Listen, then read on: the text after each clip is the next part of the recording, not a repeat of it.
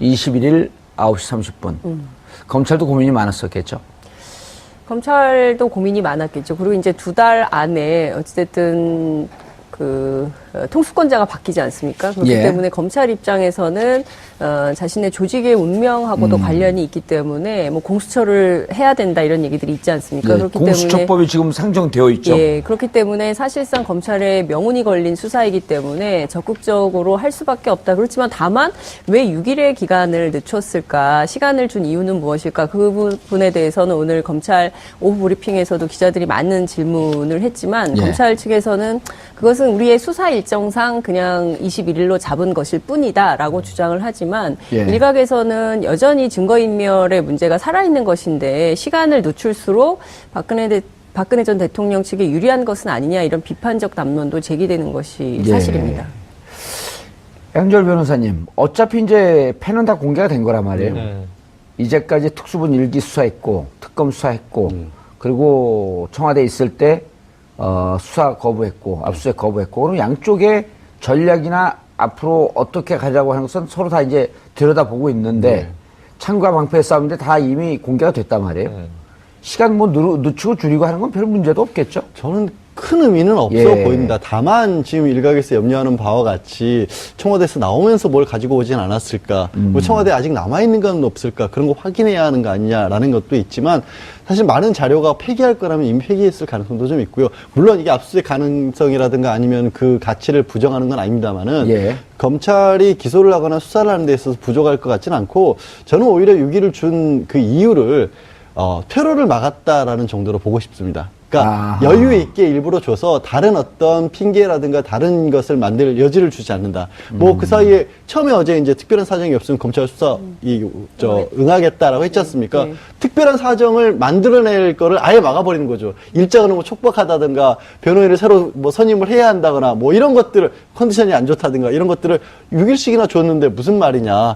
여기도 응하지 않으면 바로 우리는 강제수사 들어갈 수 있다라는 시그널을 전 대통령실에 준 게 아닌가. 만약 21일 안 나오면 검찰에서는 이러겠죠. What?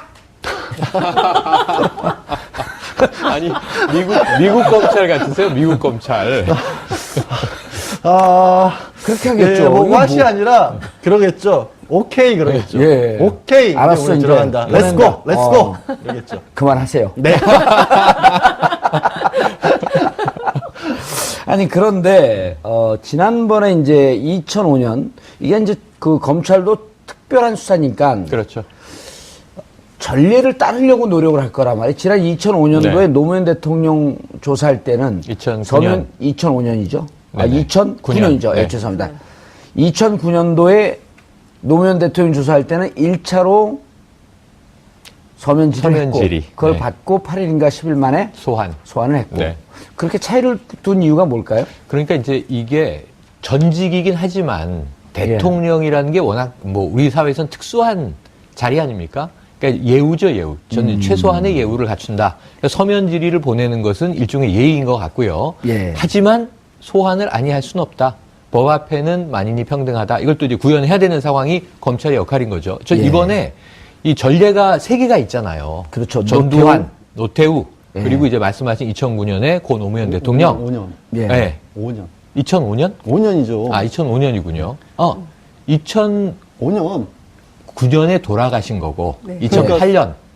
왜냐하면 2007년에 대선이 있었어요. 그래서 2008년에 MB가 그분이 정리하고 보고서 올리세요. 그러니까 2009년이 맞습니다. 왜냐하면 2009년에 소환돼서 수사받고 돌아가신 거거든요. 자, 2009년으로 확정합니다. 그럼 재판관이에요?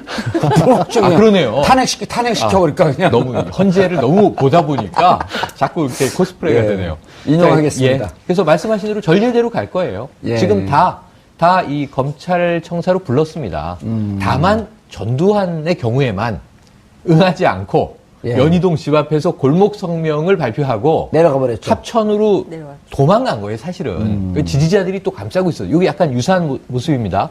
구속영장을 발부해서 다음 날 합천에 가서 구속 연행에 올라오는 거예요. 강제 연행했죠. 근데 그때 지지자들이 막아서고 했는데 일부 몸싸움은 있었지만 자 공권력에 물리적으로 저항하면 어떻게 되죠? 공무집행 방해. 공무집행 방해죠. 올라오는 겁니다. 저는 그럴 이제 가능성까지도 검찰이 염두에 두고 있다고 보는데 다행히 오늘 이제 통보하고 이 박 전 대통령 측에서는 순순히 나가겠다라고 얘기를 했으니까 기다려봐야죠. 알겠습니다. 순순히 나가겠다라고 하는 이런 정확한 워딩은 없었고요. 아, 맞아요. 특별한 사정 없는 한 적극 협조한다라고 얘기할 때 기자가 물어요.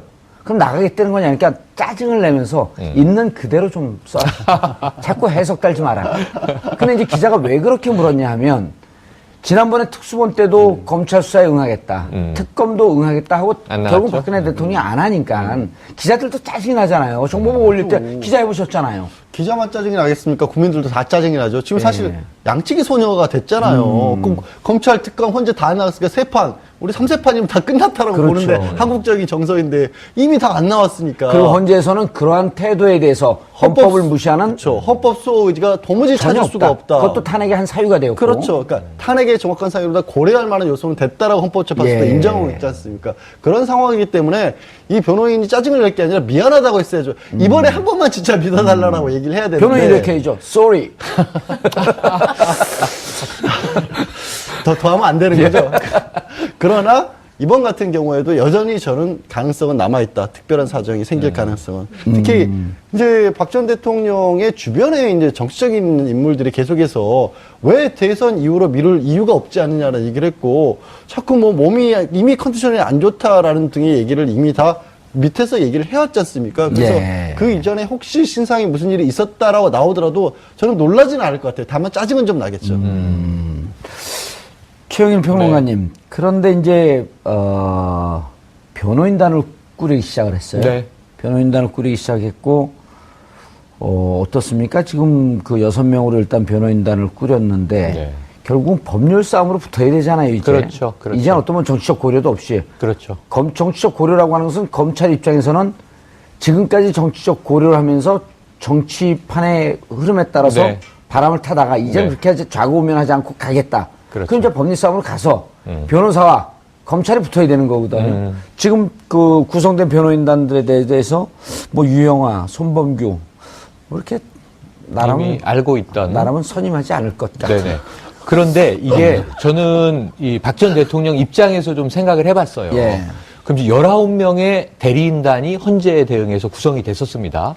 나중에는 뭐 이동흡 이 변호사, 그렇죠. 그리고 이제 김평우 변호사. 김평우 변호사가 후반에 얼마나 유명해졌습니까? 근데 이분이 싸움을 일으켰어요. 그러니까 이제 그 법정 내에서는 헌법재판소 내에서는 재판관들에게 국회 측 뭐 이 수석 대리인이냐 그러니까요. 또는 이정미 재판관에게 함부로 재판하지 마라 뭐 이런 식의 얘기를 하니까 싸우자는 얘기밖에 안 되거든요. 결국 실패했죠. 대통령 대리인 측은 실패를 한 겁니다. 증거는 없지만 실패했다는 정황은 많았던 거죠. 네, 결과가 그렇게 나온 거죠. 그러니까 위험 요인을 제거해야 이제 2라운드의 싸움을 대비할 텐데 2라운드는 전략을 수정할 수밖에 없습니다.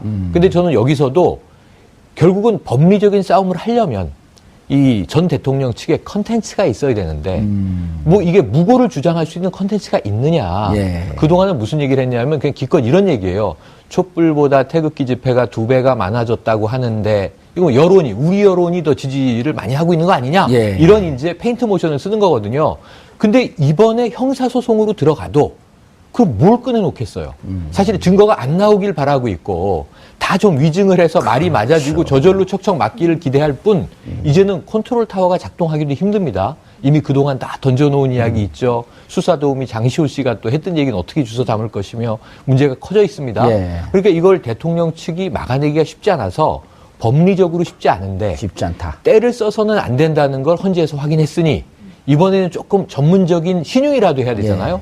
그래서 그나마 이제 손범규 변호사, 이중환 변호사도 이번에 안 들어갔고 유영아 변호사는 개인 변호사로 계속 하던 분이니까 가장 많이 자료를 축적하고 알고 있는 사람이 또 할 수 없이 축으로 들어가고 그래서 이번에 SOS를 최재경 전 민정수석에게 보냈다는 얘기가 흘러나왔죠. 기사가 나왔죠. 네, 최재경 전 민정수석이 법조계에서는 나름 존경을 받는 인물이더군요.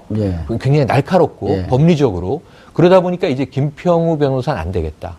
서석구 변호사처럼 뭐 태극기 망토를 뒤집어 쓴다고 될 문제가 아니다. 그러니까 이제는 좀 최재경 전 민정처럼 날카로운 법조인을 좀 내세워 보고 또 그리고 법조계에 인맥이 다양합니다. 그렇죠. 그러다 검찰 보니까 쪽에. 정보도 좀 수집해서 알겠습니다. 유리한 국면으로 갈 수 있지 않겠냐 하는 작전인데 쉬워 보이지는 않습니다. 최재경 이제 민정수석 잠깐 했잖아요. 네. 그리고 최재경 민정수석 들어갈 때 사실 많이 의아했어요. 네. 도대체 그 전에도 여러 번 제안을 받고 안 들어갔다가 왜 이제 들어갔을까?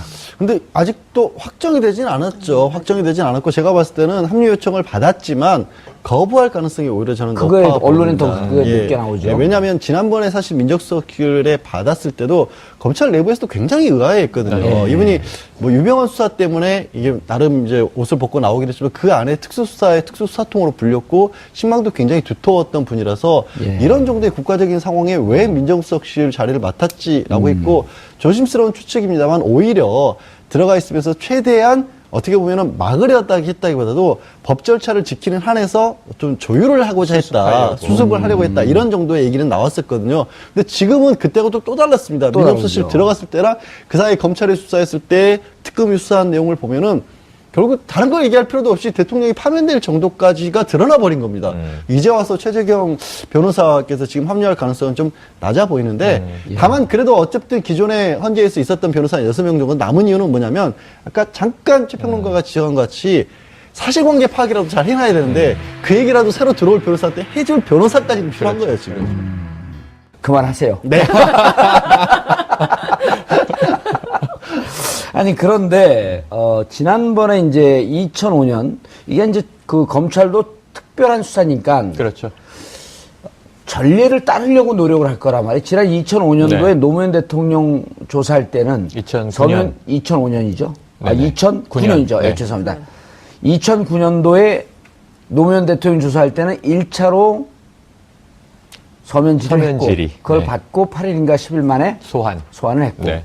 그렇게 차이를 둔 이유가 뭘까요? 그러니까 이제 이게 전직이긴 하지만 대통령이라는 게 워낙 늦추고 줄이고 하는 건 별 문제도 없겠죠? 저는 큰 의미는 없어 예. 보인다. 다만 지금 일각에서 염려하는 바와 같이 청와대에서 나오면서 뭘 가지고 오진 않았을까. 뭐 청와대에 아직 남아있는 건 없을까. 그런 거 확인해야 하는 거 아니냐라는 것도 있지만 사실 많은 자료가 폐기할 거라면 이미 폐기했을 가능성도 좀 있고요. 물론 이게 압수수색 가능성이라든가 아니면 그 가치를 부정하는 건 아닙니다만은 예. 검찰이 기소를 하거나 수사를 하는 데 있어서 부족할 것 같지는 않고 저는 오히려 6.1을 준 그 이유를 테러를 막았다라는 정도로 보고 싶습니다. 그러니까 아하. 여유 있게 일부러 줘서 다른 어떤 핑계라든가 다른 것을 만들 여지를 주지 않는다. 뭐 그 사이에 처음에 어제 이제 특별한 사정이 없으면 검찰 이게 수사 일정상 그냥 21일로 잡은 것일 뿐이다라고 주장을 하지만 예. 일각에서는 여전히 증거인멸의 문제가 살아있는 것인데 시간을 늦출수록 박근혜 전 대통령 측에 유리한 것은 아니냐 이런 비판적 담론도 제기되는 것이 예. 사실입니다. 양절 변호사님, 어차피 이제 패는 다 공개가 된 거란 말이에요. 네. 이제까지 특수본 일기 수사했고, 특검 수사했고, 그리고 청와대에 있을 때, 수사 거부했고, 압수수색 거부했고, 그럼 양쪽의 전략이나 앞으로 어떻게 가자고 하는 것은 서로 다 이제 들여다보고 있는데, 창과 방패의 싸움인데 다 이미 공개가 됐단 말이에요. 시간 못, 수사 응하겠다라고 했지 않습니까? 네. 특별한 사정을 만들어낼 거를 아예 막아버리는 거죠. 일정을 뭐 촉박하다든가 변호인을 새로 뭐 선임을 해야 한다거나 뭐 이런 것들을 컨디션이 안 좋다든가 이런 것들을 6일씩이나 줬는데 무슨 말이냐. 여기도 응하지 않으면 바로 우리는 강제수사 들어갈 수 있다라는 시그널을 전 대통령 측에 준 게 아닌가. 만약 21일 안 나오면 검찰에서는 이러겠죠. 왓! 아니 미국 검찰 같으세요? 미국 검찰. 그렇게 하겠죠. 뭐 이거 왓이 아니라 그러겠죠. 오케이 그러겠죠. 예. 오케이. 알았어, 우리 이제. 들어간다. 렛츠고. 렛츠고. 그러겠죠. 21일 9시 30분. 검찰도 고민이 많았었겠죠.